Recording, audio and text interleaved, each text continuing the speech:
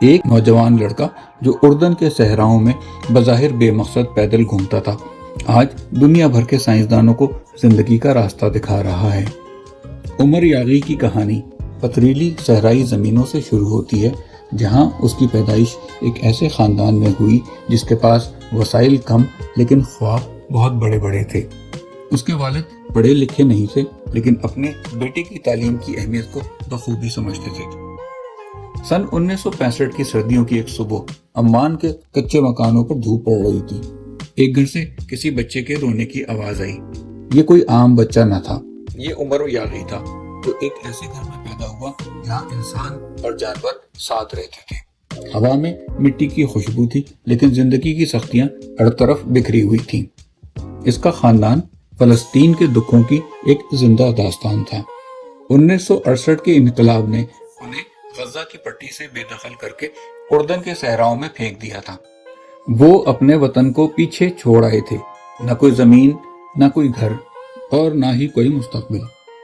صرف امیدوں کے چند بیج تھے جو وہ اپنے ساتھ اس امید پر لے آئے کہ انہیں بو کر ان سے خوشیوں کے پھل کھائیں گے۔ عمان کی ان بستیوں میں زندگی آسان نہیں تھی۔ راتوں کو چراغوں کی لو ٹمٹماتی، صاف پانی کے لیے قطاریں لگتی، اور سردیوں میں جانوروں کے ساتھ ایک ہی گھر میں سوئے ہوئے بچے خواب دیکھتے۔ یہ وہ دنیا تھی جہاں عمر نے آنکھ کھولی، لیکن اس کے باوجود اس کے والد کے دل میں ایک عجیب سی آگ تھی۔ وہ جانتے تھے کہ تعلیم ہی ان کے بیٹے اور ان کو تاریکی سے نکال سکتی ہے۔ ایک دن انہوں نے فیصلہ کیا۔ انہوں نے اپنی پوری جمع پونجی اکٹھی کی، بیٹے کو گلے لگایا اور اسے امریکہ کے سفر پر روانہ کر دیا۔ جدائی کا یہ لمحہ انتہائی دردناک تھا۔ ایک 15 سالہ لڑکا جو انگریزی بمشکل ہی جانتا تھا، وہ ایک ایسی دنیا کی طرف جا رہا تھا جو اس کے لیے بالکل اجنبی تھی۔ ہوائی اڈے پر والد کے آنسو، ماں کی دعائیں ایک نوجوان لڑکے کے ساتھ ہو گئیں جس کا دل امید اور خوف کی درمیانی کیفیتوں میں دھڑک رہا تھا۔ جہاز نے اڑان بھری تو عمر نے عمان کی روشنیاں اوجھل ہوتے ہوئے دیکھی۔ وہ نہیں جانتا تھا کہ یہ سفر اس کا ذکر تاریخ کے کس صفحے پر لکھ دے گا۔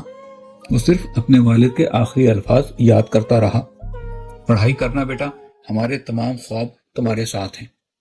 یہ محض ایک سفر کا آغاز نہیں تھا، بلکہ ایک خواب کی تعبیر کی جانب پہلا قدم تھا۔ تعلیم کے شوق نے عمر کو اسکول پہنچا دیا۔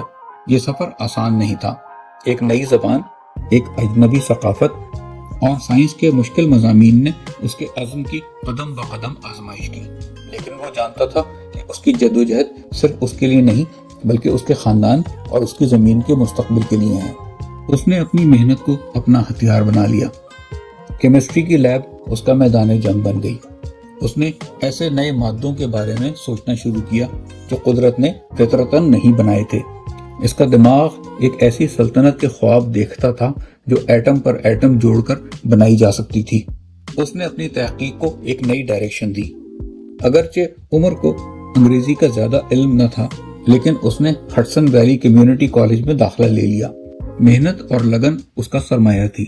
پھر وہ state university of new York چلا گیا، جہاں سے اس نے اپنی انڈر گریجویٹ ڈگری مکمل کی۔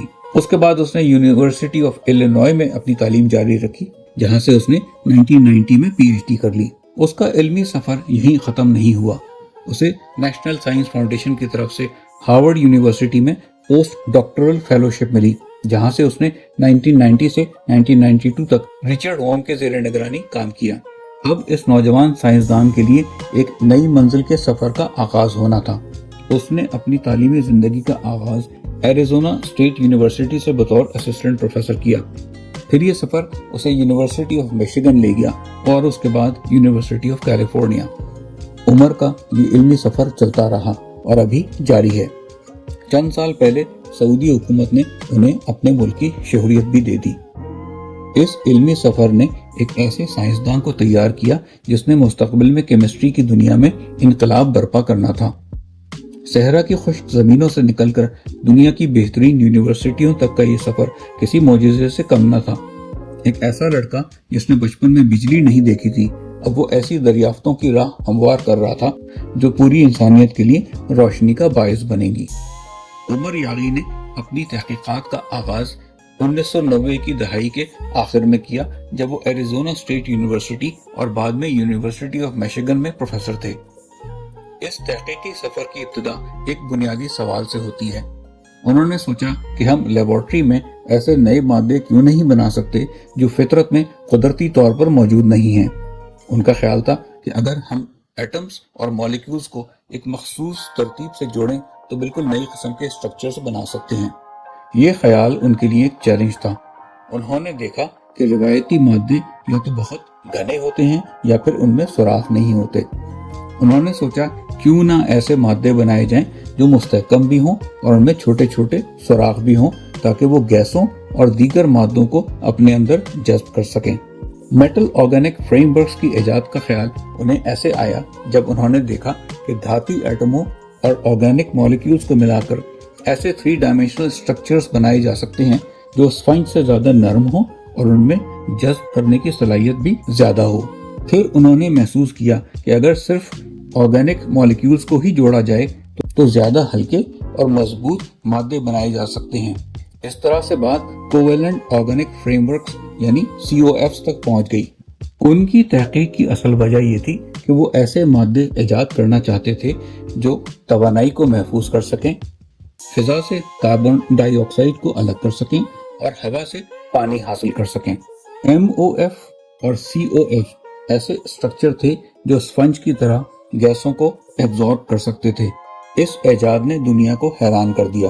یہ مادے ہوا میں موجود نمی جمع کر سکتے تھے، صحرا میں پانی پیدا کر سکتے تھے، کاربن ڈائی آکسائڈ کو محفوظ کر سکتے تھے اور توانائی کو مستقبل کے لیے ذخیرہ کر سکتے تھے۔ ان کا یہ ویژن اتنا پاورفل اور پریکٹیکل تھا کہ سن 2018 میں ان کو کیمسٹری کا نوبل انعام دیا گیا۔ آج عمر یاغی کی ریسرچ صحراؤں میں پانی لانے، ہماری فضا کو صاف کرنے اور توانائی کے نئے ذرائع تلاش کرنے میں مدد کر رہی ہے۔ اس کی کہانی ہر اس نوجوان کے لیے ایک مشعل راہ ہے جو مشکل حالات سے تعلق رکھتا ہے۔ یہ کہانی ثابت کرتی ہے کہ تعلیم اور عزم کی طاقت سے انسان نہ صرف اپنی تقدیر بدل سکتا ہے بلکہ پوری انسانیت کے مستقبل کو روشن کر سکتا ہے۔